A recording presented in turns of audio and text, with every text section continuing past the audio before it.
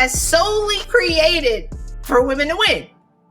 The world keeps telling us that we're going to lose. The world keeps saying that women aren't being promoted into the C-suite. Women haven't been promoted into the C-suite for the past 20 years. Women are now going through a pink recession. And then what's interesting, I read an article that said women are being set back, or the effects of the coronavirus is going to set women back for decades. And I'm like, but I thought what you have been reporting for the past 5 to 10 years is that we weren't moving forward anyway. So where exactly are we going? And so my goal is to create a new narrative around what are women doing to win, what are successful women doing, and what are women doing to actually live a fulfilled life. So my guest today is one of my favorite people in the whole wide world, Kelly Sexton. Kelly is a nationally recognized leader, a keynote speaker, and mentor. She helps to foster a culture of progress and not perfection, which she's huge on. Be better today than you were yesterday by continuing to move forward.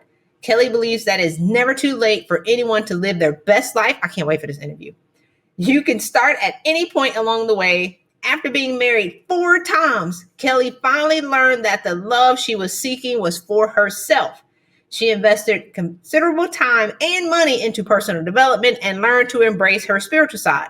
At 62, Kelly is finally living the life she imagined her entire life to be. She has written for a nationally traded magazine, spoken at numerous conferences around the country, and Kelly was recently featured in the documentary The Miracle Morning about Hal Elroy.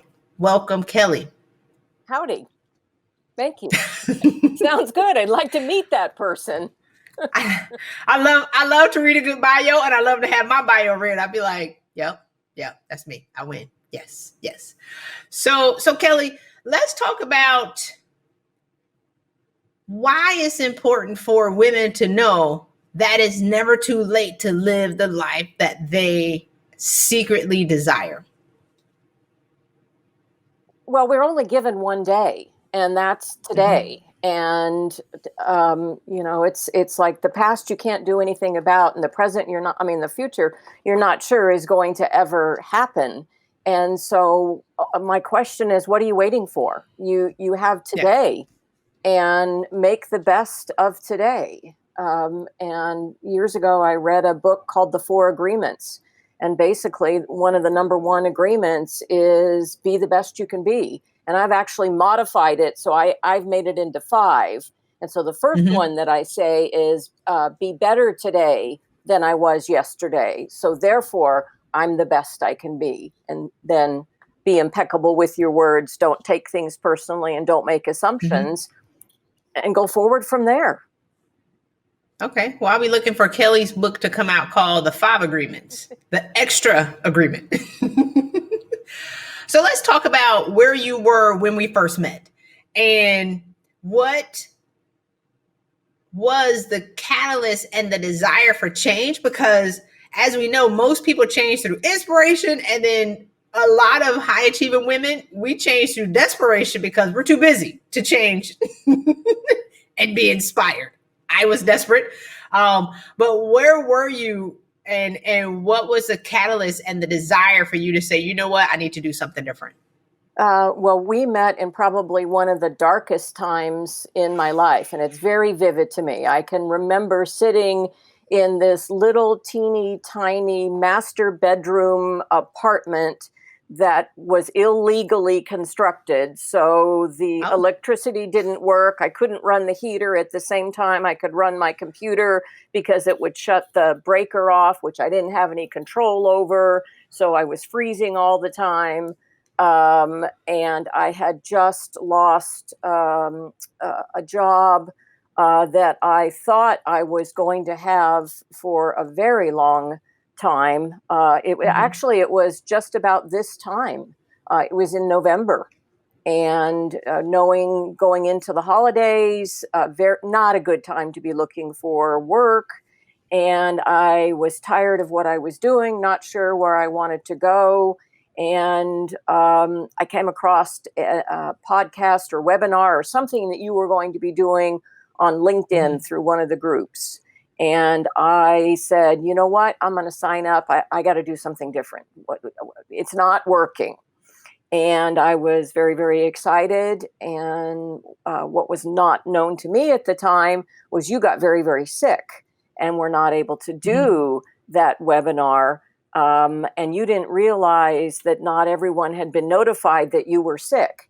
And so very graciously, you reached out to me and said, I'll give you a private session. So let's chat for 30 minutes. And 45 minutes later, and copious notes, which I still have in my folder labeled Christy, you convinced me that you could help me be the phoenix to rise out of the ashes, and there was a better way. And everything I had been doing prior to that was not working. So like, I'm ready for a different way. I need help. And so you were my lifeline at that time. Yes. Well, apparently that needed to happen. I used to get sick, and it used to be the effects of some ailment that I had in the Coast Guard, which I don't have it anymore. I would lose my voice for like 10 days. Like I could not talk, which for people who talk all the time, Kelly, it's very dangerous. But apparently God set that up so we can have the conversation. But we didn't work together in that moment, but you got clarity on where you needed to be. And then I think you came back, I don't know, if maybe like 5 or 6 months later, and you said, I'm ready. So what was that moment like?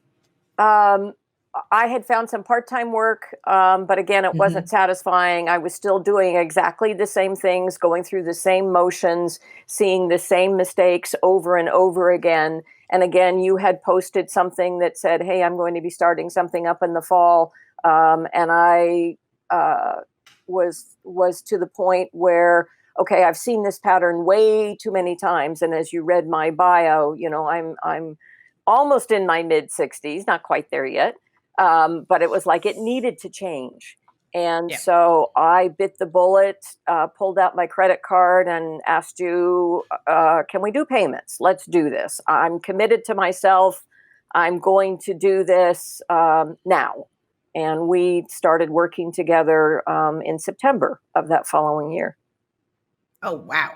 That's interesting because, I talk to a lot of people who know in the moment that they need to change. And then and they say, well, one lady I talked to said, well, I'm going to call you next June. And I said, first of all, how do you even know we're going to be alive in June? I'm not saying that you may not be here, but I may not be here. And so I love it that it was almost a year later, because I thought we started working together in March. But when you said we talked, you knew there was a clearer path available to you. And then you still fell into the same patterns of what you had been doing. And so a lot of people say, well, Christy, I need to get prepared before I work with you. And I'm like, but what are you going to do besides what you're already doing? It's let's work together so we can clear the clutter and then you can move forward. Exactly. Yeah. And then you were like, you know what? I mean, you were like, when we got on the phone, it was like, I'm ready right now. Take my money. Like, I'm doing this for me. And that's what you kept saying. You kept saying over and over and over again, I'm doing this for me. I'm doing this for me. So tell the ladies what it's like, I guess, to, because apparently if you were saying that, it was out of fear and something that you haven't done before. So you were breaking through that pattern to say, I'm doing it for me. Talk to us about that. Well, exactly, because growing up my entire life, it was always for everybody else. It was always everybody else's happiness, everybody else's goals, everybody else's life.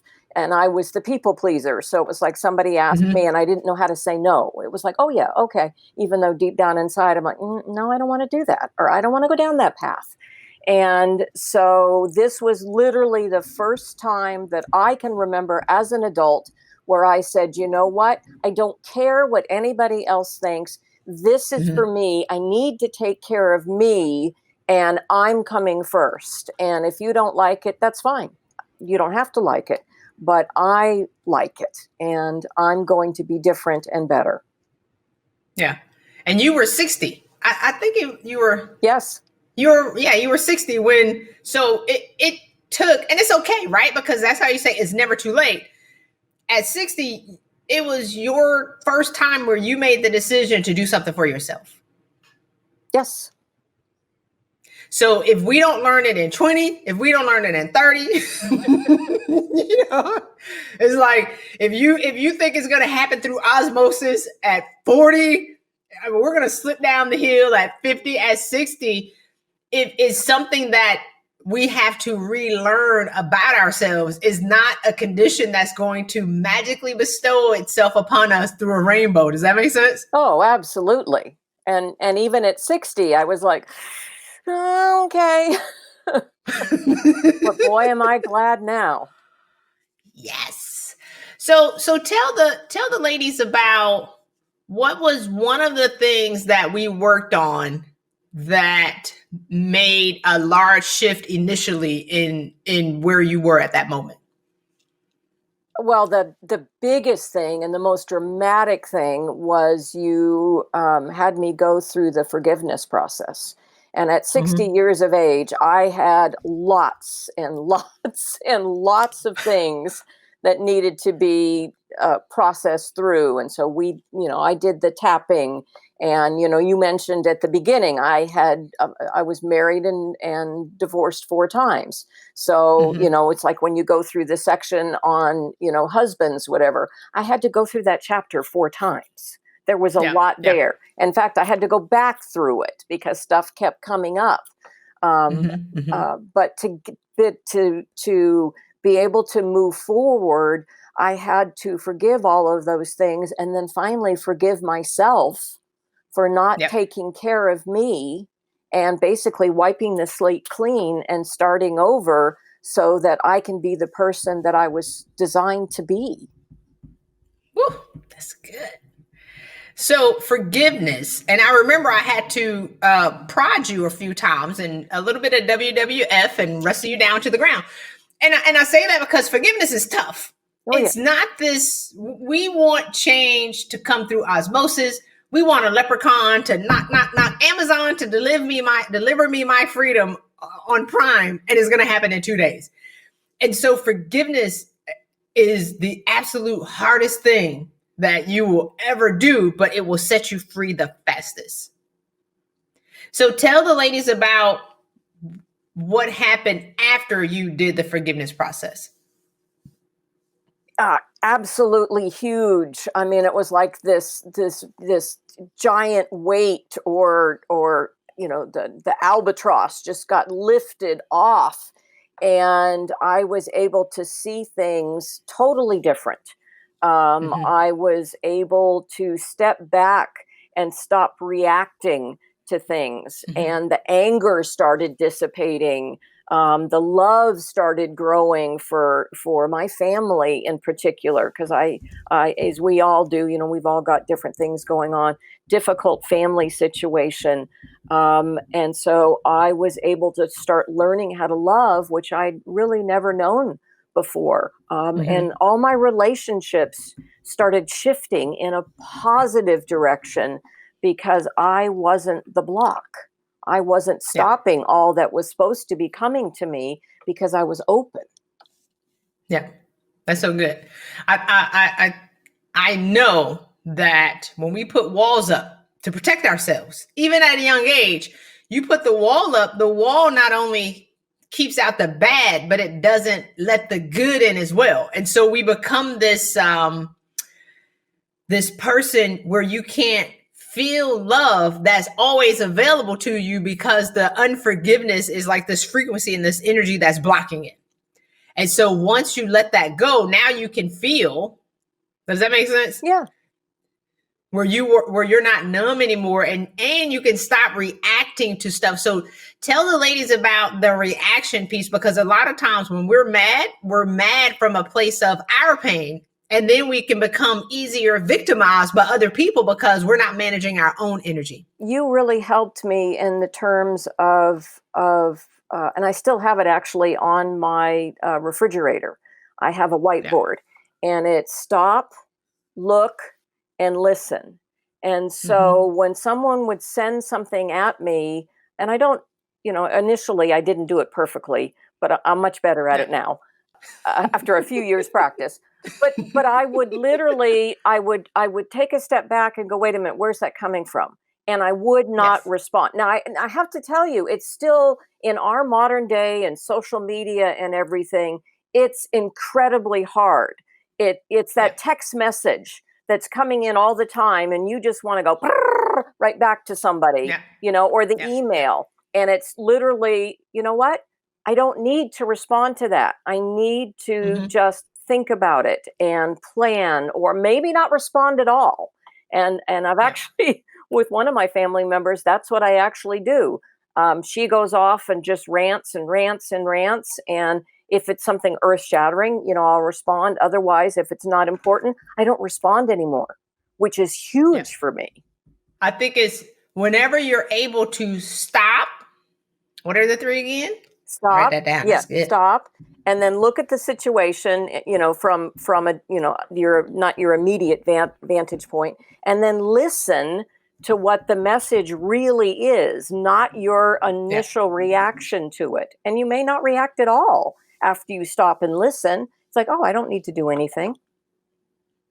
That's so good. It's several things. I'm gonna hold my hand right here to come back to this, but like you become an observer of the chaos and not a victim of it. So sometimes when other people have their chaos and their drama and their anger or their pain going on, when they text you angry, or even people who respond on social media, does that make sense? Like, or people who leave nasty comments, they're inviting you to join you. They're inviting you to join them in their chaos. Mhm. And you have a decision. When you stop, you don't immediately respond. So you're going to jump into the dirty pool with them. Does that make sense? Like, they're inviting you, join me in the chaos. You observe and you're like, okay, I'm going to look. I'm going to stop. I'm going to look, and then I'm going to listen. You're like, no, I'm not going to join you today. Well, And how much, go ahead. Oh, No, I'm go sorry. ahead. Oh, well, I was just going to say, I don't think that one of my previous bosses, thanks to you, nicknamed me Switzerland, because I Oh, could keep calm in the office and not be part of the drama. And that's what I brought to my role to him. And so he called me mm-hmm. Switzerland. Yes. And that was a new learned skill.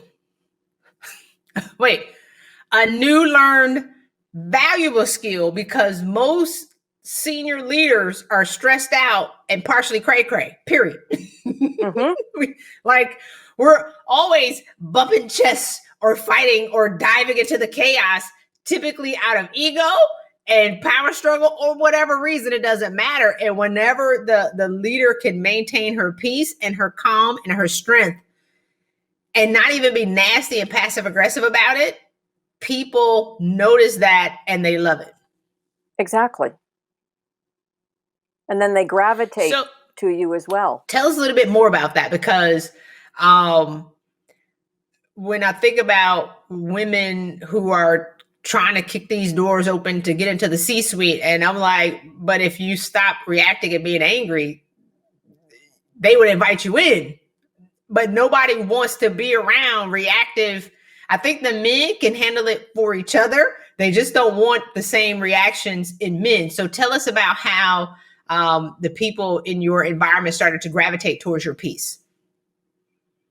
Well, they initially noticed that uh, I was happier and more things were coming my way, and I was able to share more, and I was able to give more, and it was almost to the point of, I want what she has, because Yeah. I don't have that going on in my life.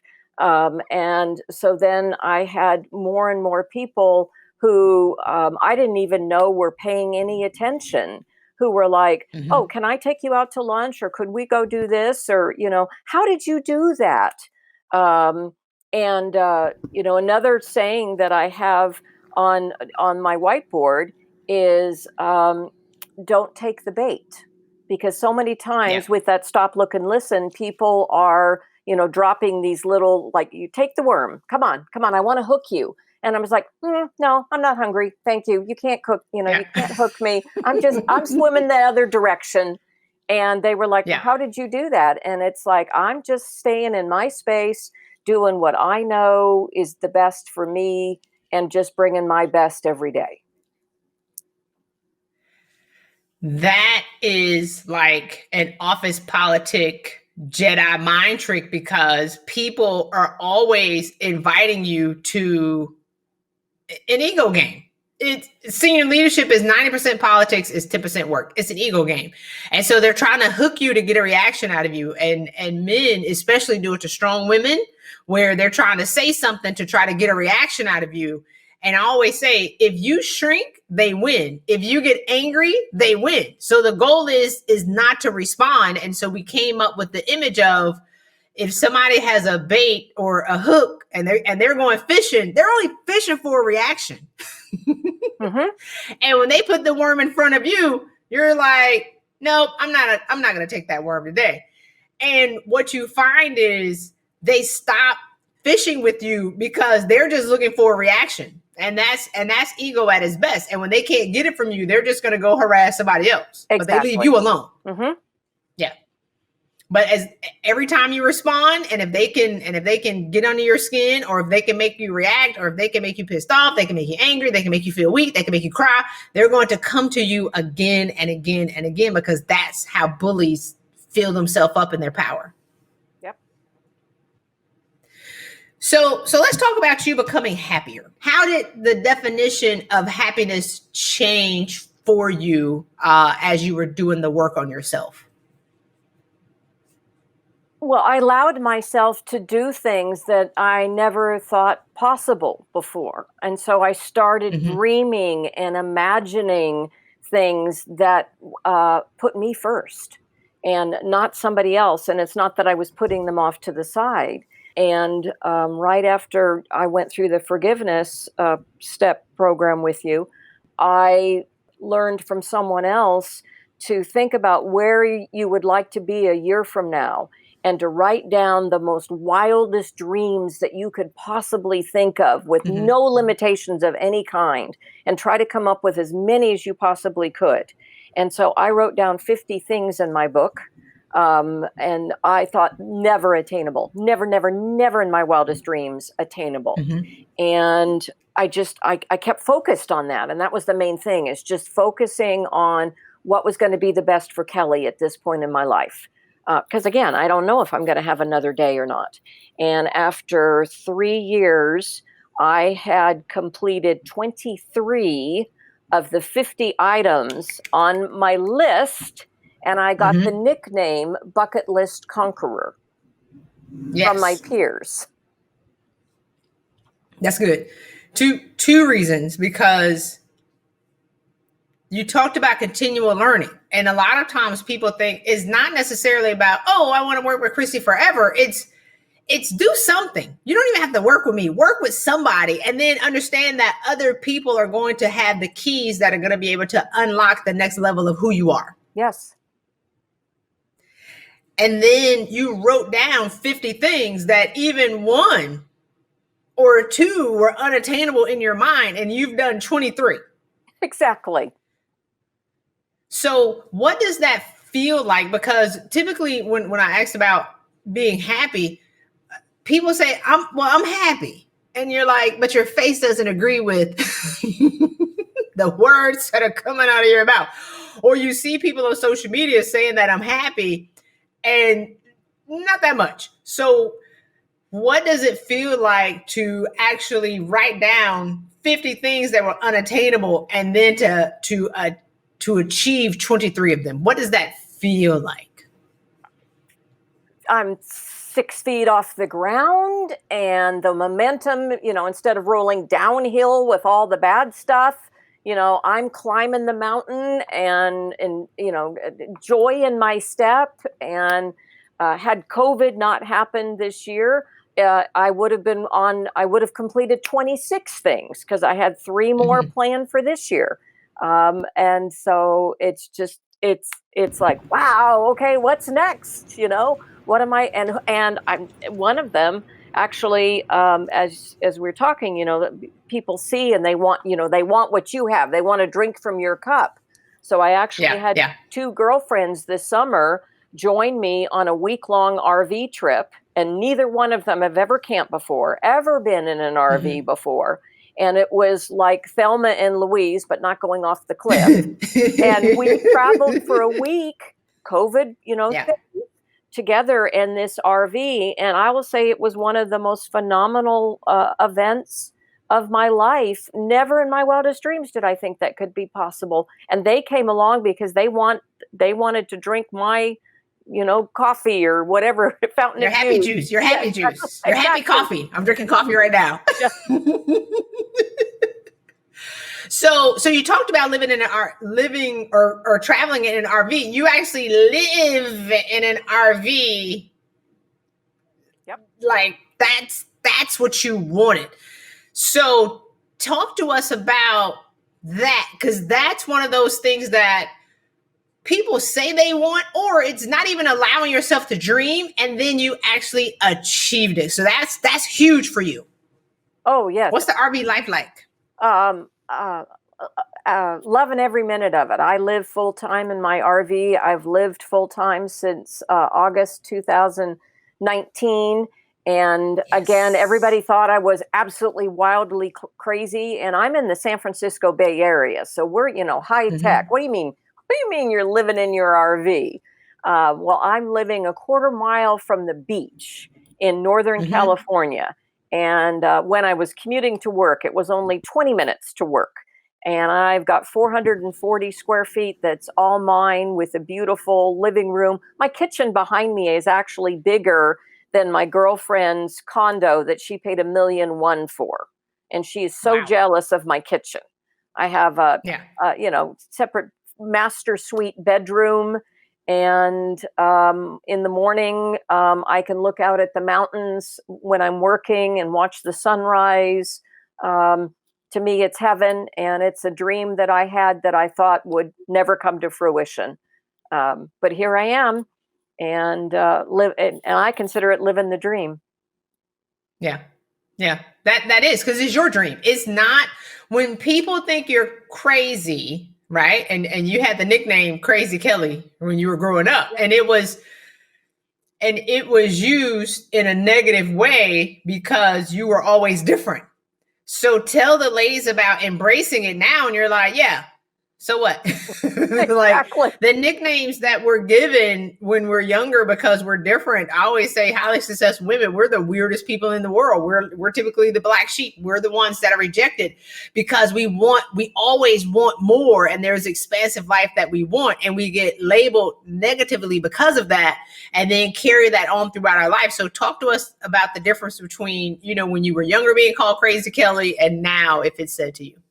Oh, well, it was incredibly negative when I was growing up. My family used it every time I did something that they didn't approve of.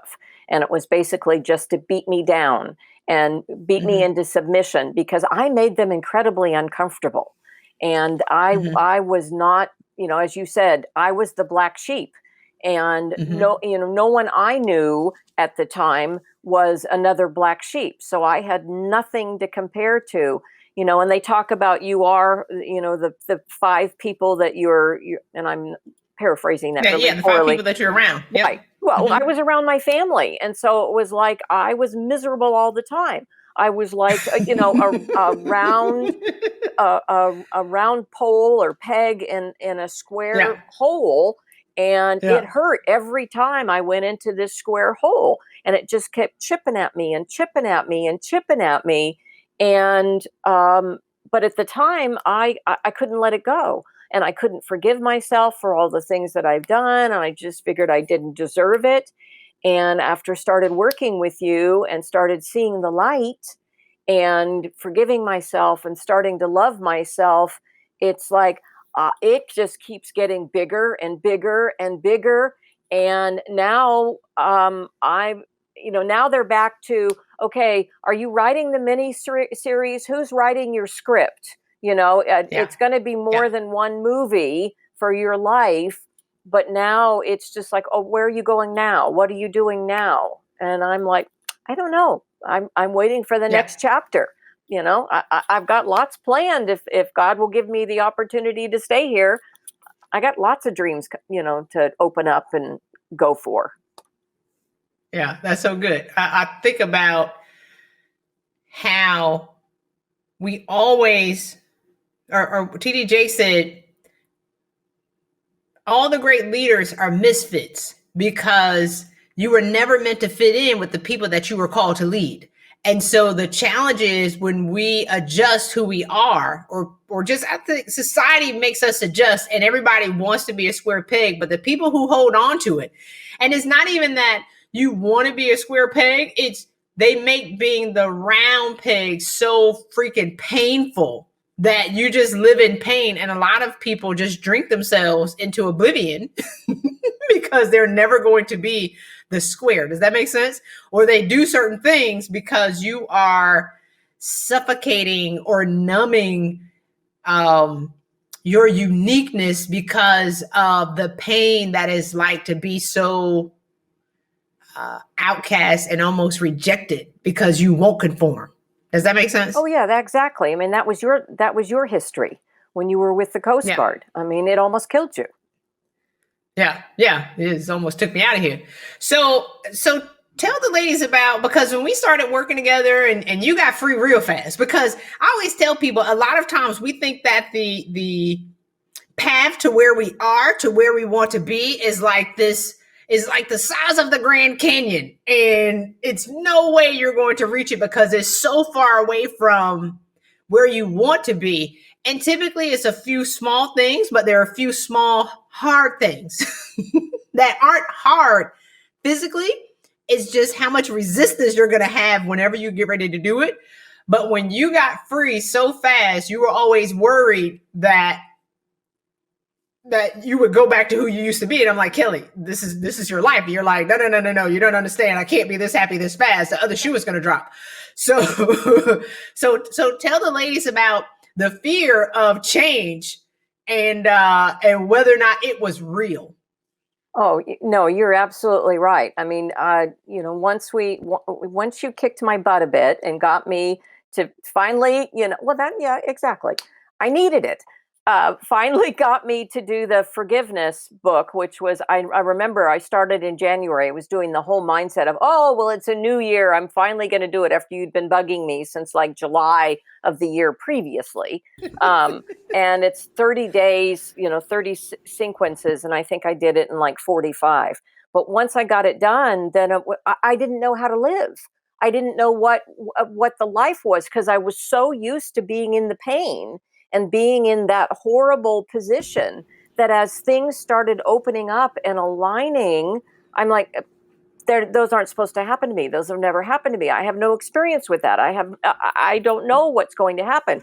And I remember having conversations with you where I'm like, what do you mean that I got invited to the private booth at the San Francisco Giants game to celebrate with an owner my mom's experience, that, it's by invitation only, and I could bring a guest with me. And you're like, that's where you're supposed to be. And I'm like, oh, but yeah. And I loved it, by the way. That was so much fun. Yeah. But that's where you belong. Yes. But I, as you said, I was always waiter, and it's like, oh no, the grass is going to be greener, and I need to stay back over here. And you're like, no. You need to run to the green grass. You need to embrace it. Take your shoes off. Walk in the grass. Enjoy. There are no stickers there. You've made it. There's no weeds. And you're right. You sound like me, like I was screaming, which I probably was. but for me, I needed to hear that at the time. And I am so grateful to you for doing that, because, as you said, it was later in life. So I had a lot of stuff, a lot of baggage that I had to work through and chip away at, so that, it's kind of like a sculpture, so that the final piece could come out. Yeah. I love that. It's funny because I don't remember that part of telling you to run in the green grass, but then I remember it was probably maybe a year. I don't know. Time is flying, but it's also going slow. Does that make sense? but you were in the grass, and we'll talk about the benefits that you've incurred over time, because I always tell people it's not about the money, but we're gonna get that money too. Like that's my thing. It's freedom is not about the money, and we make it as senior women, we're always chasing the money aspect and the titles and the power and all this other kind of stuff. But then you lose your joy. And then you think that in order for me to have joy, I have to give up the money. And I'm like, no, you don't understand. Let's go get your joy. And then let's go get that money. But I remember we were having a conversation where you were like, it was a little further on where now you're in the grass and you were like, I'm looking for the greener grass. And I'm like, you're in the green grass. Right? You're like, wait, you created like the way that your job ended up playing out. I got excited every time something happened because I'm like, we can't make this stuff up. No. Yeah. So tell the ladies a little bit about the results that you got after you got the joy. Well, just more and more things coming. It's like you said. I mean, I got my dream job. I worked for the best boss I've ever worked for in my life. He supported me in everything that I did. You talked about, that we do, whether it be personal development or learning or whatever. I got sent to conferences that most people in my position would never get sent to. My company sponsored one of your workshops, and I came to North Carolina for a special weekend. I did 2 events in Arizona. I got to take his personal assistant with me to help her grow because he had seen the growth in me and he wanted her to grow alongside. And I got opportunities and, at the time, bonuses and raises that no one else was getting because I was Switzerland and he'd seen the change in me. And I was able to bring that joy. And then finally, thanks to you, I gave up on the title. I didn't need the title and the higher up on the job description because I already had it handed to me, on a silver platter because of the work that I had done and what I was able to give. Yeah, that's good. I almost forgot, so I appreciate you bringing that up. You were chasing a title when we first started working together. Like you wanted to be chief of staff, and let's go get the joy. And then when you got a raise, you got 4 bonuses, and then you got stocks because the company went public, and then they allowed you to start working from home, to start building your small business. So you started to get all these things with that you thought that the title would bring, and it's like, never mind on the title. Never mind. Exactly. You get 2 personal development conferences sponsored. You get to go, check things off on your bucket list. So you end up going to Australia and like all these things. So the title is almost fruitless because you can have the title, but you wouldn't have the 20 other things that you got. So it's really not about the title, but what really do you want? And when you got clear on what you wanted by writing those 50 things down, now you have something to shoot for. That's going to make you happy. Yep. I mean, and I was able to share it as well, because even when I got my last bonus, my boss said to me, well, I guess this is going to pay for your trip to Australia, isn't it? Because he knew I was going. That was on my bucket list. That's good. I love it. So tell us, where are you now? Because we worked together, I guess it was 3 years ago. I can't remember. I think it was 3 years ago. And now we're, and I tell people whenever you get free, like I love the women who are getting free now, but, and there is 3 months and I'm like, this is nothing, right? Like you should wait to see what happens a year from now and 2 years from now, 3 years from now. So what's changed, I would say, and where is the trajectory of where you're going right now in your life? Well, I mentioned that I became known as the bucket list conqueror, and my previous boss had allowed me to really start my own business again, and to start growing it to be able to help other women. So in 2019, I was, as you mentioned, I was a public speaker, and I was traveling in the RV community mostly, and teaching women how to kind of step out themselves, and how that they could do what they wanted to do and live the life that they wanted to live, and have the same sort of joy and opportunities that I did. I had a full year of events planned this year, and the last major outing that I did is bucket list item number 22, is I got to go see Oprah live in San Francisco right before COVID. Right before. Yep, right before COVID shut us down. And I did get to go on the one trip with my other two girlfriends.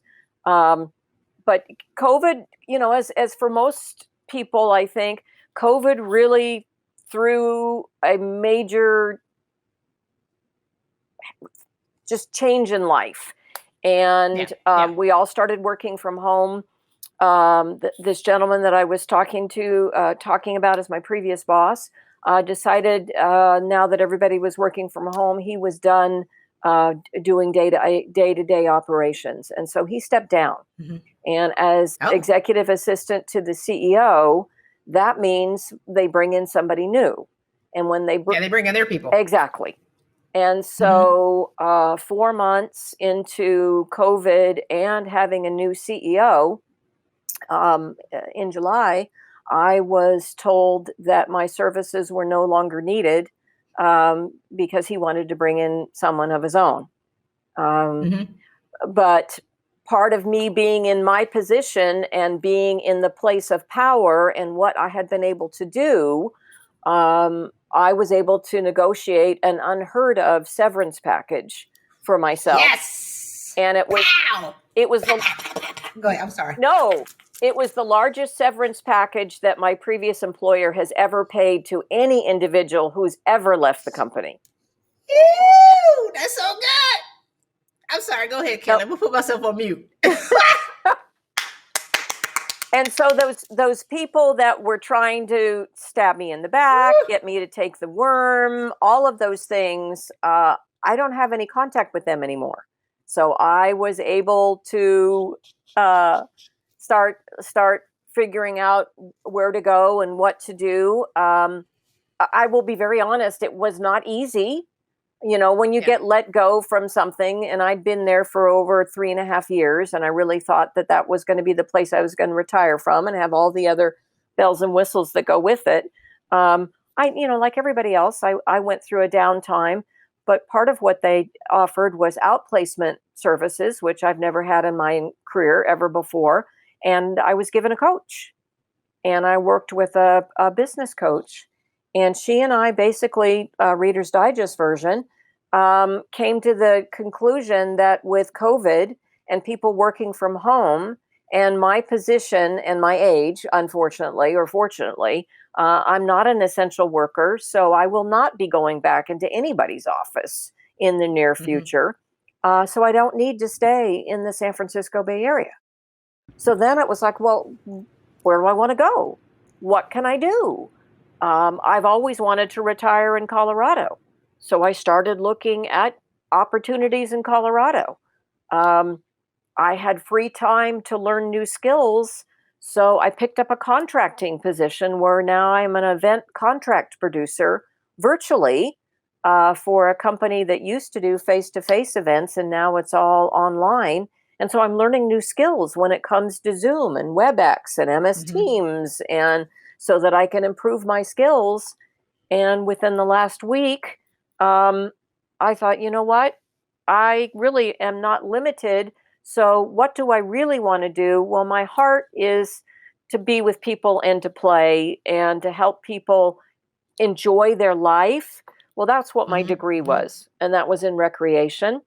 So last Monday, I actually accepted a part-time job at one of the top RV resorts in the United States. I'm going to be their new activities director for the winter. So I will be wintering in Arizona if anybody wants to come visit me.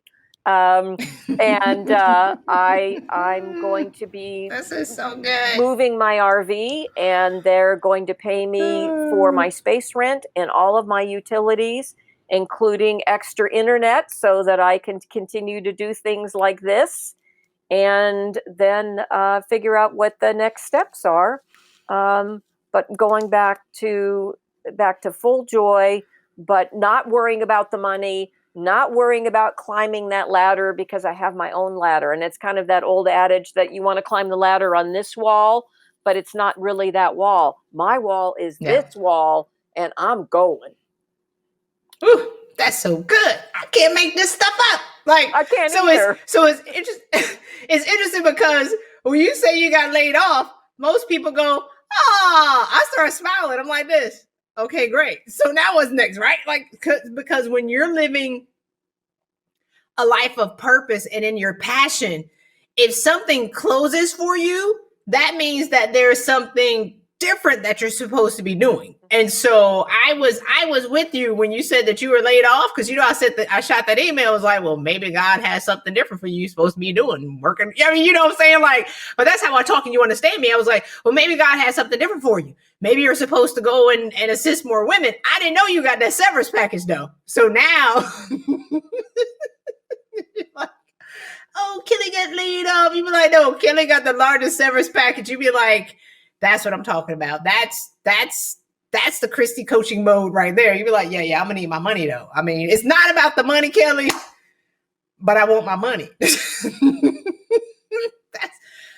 So one more piece of advice. We'll be on this phone for an hour because we're gonna talk after we hang up here. But what's one piece of advice that you have for women who want, because this year has been challenging for a lot of people for a lot of ways, but then it's also been great for a lot of people in a lot of ways. And so you can get stuck in the perspective of it's the worst year or it's the greatest year, but really it's up to you and your growth and your development and really pursuing passion. So if you were miserable in a job, now you've shifted to passion. Does that make sense? Or if you loved your job and then there's something different for you. So anyway, what advice do you have for women who want to be different, but they just don't know how? What's one thing that they can do to be able to shift their life for the best? Great question. I would probably say you don't have to do it all at one time. It's literally, it's one day at a time. It's one foot in front of the other. And the biggest thing that's changed for me in COVID is I have gone back to my routines, my regular routines, and I am emphatic about following them. And it's not, that I have to do X, Y, and Z. It's like I literally write in my journal that I'm going to keep my routines up for me. I'm not doing it for anybody else. It's for me. So it's like, I know when I don't do my meditation in the morning, that I'm having a not so great day. And I look back on my schedule and I'm like, I didn't meditate this morning, and I'll stop and do it right now. But it's learning that. And I wasn't a meditator before. I was like, meditation? Are you kidding? No, it's wonderful. But it's just doing it for yourself and giving yourself enough grace to say, it's like I try to get in 30 minutes of walking every day. Well, yesterday I was running around like a chicken with my head chopped off, trying to get stuff taken care of and done for my mom and some other things.